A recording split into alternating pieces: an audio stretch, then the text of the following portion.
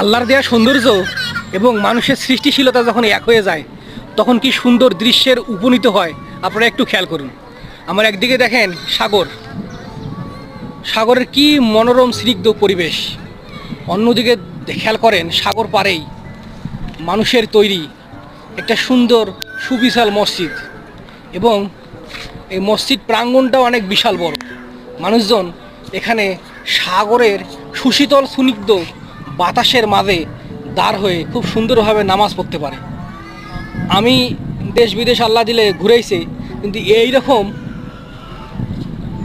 এটা সুন্দর দৃশ্য যে সাগর পাড়ে এই সুবিশাল মসজিদ এটা খুব কম জায়গায় দেখছি, এবং এর পরিবেশটা অত্যন্ত অত্যন্ত সুন্দর। এটা আসলে ক্যামেরায় হয়তো সেভাবে আসতেছে না, বাস্তবে অসম্ভব রকমের সুন্দর।